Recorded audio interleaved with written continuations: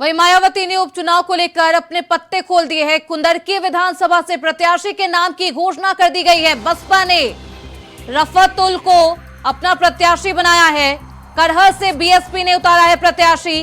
अवनीश शाक्य को उम्मीदवार बनाया है। फूलपुर सीट पर बसपा ने बदल दिया है प्रत्याशी। शिवबरन पासी का काटा है टिकट। जितेंद्र सिंह को बनाया है प्रत्याशी। बसपा सुप्रीमो मायावती ने उपचुनाव को लेकर अपने पत्ते खोल दिए। बता दें कि मायावती ने उपचुनाव को लेकर प्रत्याशियों के नाम की घोषणा कर दी थी।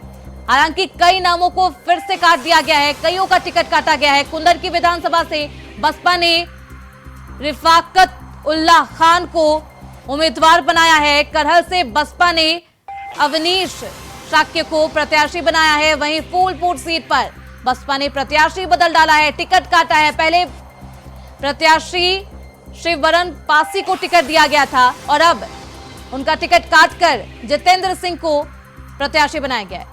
इस खबर पर ज्यादा जानकारी के साथ हमारे सहयोगी मोहम्मद आसिफ लखनऊ से हमारे साथ जुड़ चुके हैं। आसिफ, लगातार मायावती एक्टिव मोड में नजर आ रही है, सक्रिय नजर आ रही है। टिकटों का कहीं काटा गया है और कई नए प्रत्याशी को भी उतारा गया है।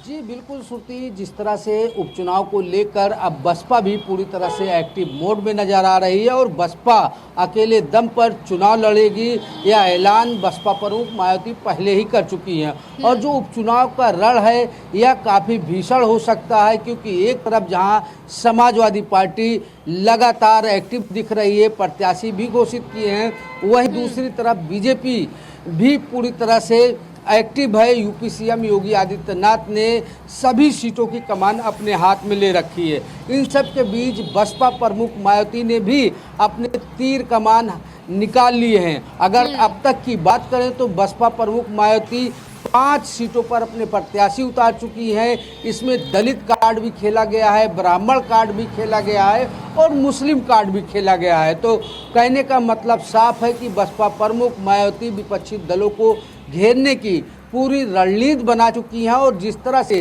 पीडीएम फार्मूला अपनाते हुए बसपा प्रमुख मायावती उपचुनाव में अपनी ताल ठोकने जा रही, इससे कहीं ना कहीं बीजेपी और सपा की टेंशन बढ़ सकती है।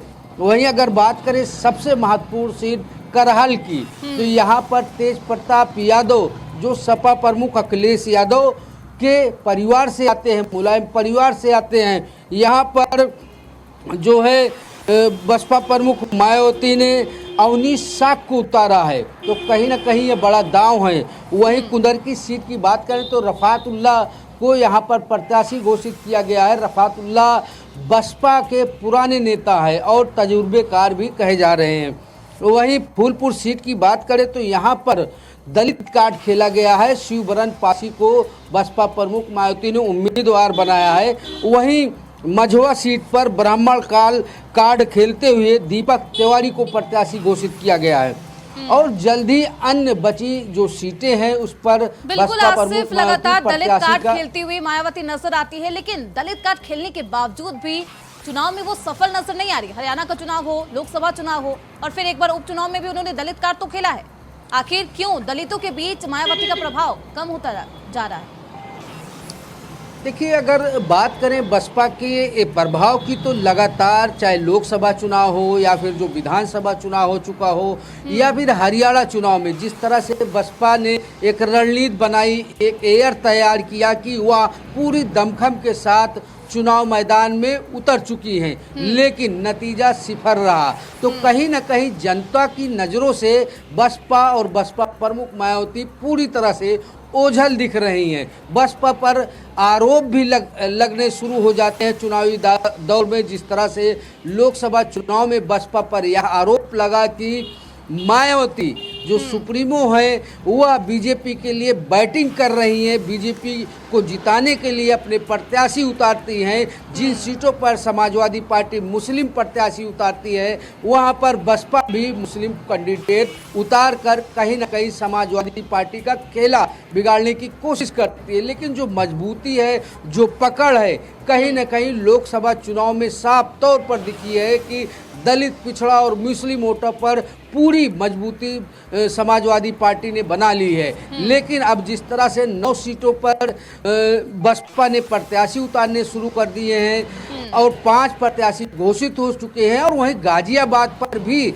बसपा प्रमुख मायावती ने प्रत्याशी उतारे थे, लेकिन यहाँ पर बड़ा आरोप भी बसपा नेताओं पर लगा कि उनसे पैसे लिए गए हैं। कुल मिलाकर यह कहा जा सकता है कि आरोप और प्रत्यारोप अब बढ़ेंगे। बिल्कुल, आरोप और प्रत्यारोप का दौर लगातार जारी है। आज से ऐसे में करहल से बीएसपी ने अवनीश शाक्य को उम्मीदवार बनाया, कैसा जनाधार है उनका और कितना मजबूत?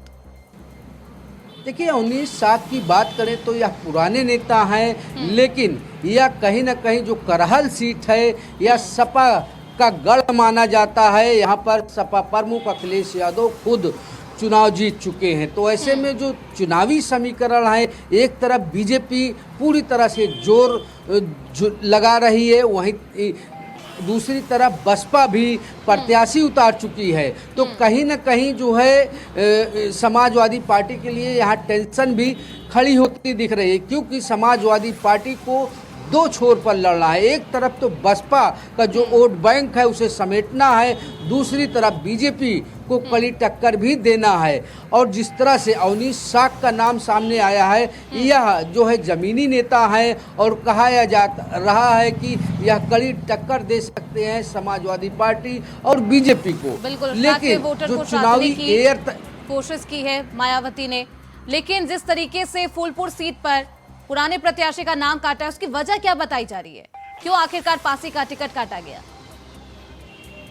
देखिए, फूलपुर सीट की बात करें तो यह कहीं न कहीं सामान्य वर्ग की सीट है, लेकिन यहाँ पर बसपा प्रमुख मायावती ने दलित कार्ड खेलते हुए शिवबरन पासी को प्रत्याशी घोषित किया है। हालांकि इसके पहले कयास लगाया जा रहा था कि यह बर्मा बाहुल सीट भी है, यहाँ पर ब्राह्मण भी हैं और मुस्लिम भी हैं, और दलितों के गठजोड़ के चलते सपा ने एक अहम रणनीति बनाई थी। और वह कहीं ना कहीं जो है फूलपुर सीट पर जिस तरह से बसपा प्रमुख मायावती ने प्रत्याशी बनाया है, लेकिन इन सब के बीच दलित कार्ड खेलते हुए बसपा प्रमुख मायावती ने जो दांव लगाया है, तो कहीं ना कहीं यह दांव भी काफी पेचीदा है विपक्षियों के लिए, चाहे बीजेपी हो या फिर सपा हो। क्योंकि अब जो मायावती ने दांव चला है, इसका फायदा कितना पहुंचता है बसपा पार्टी को देखना बेहद दिलचस्प होगा। बहुत शुक्रिया आसिफ आपका इन तमाम जानकारियों।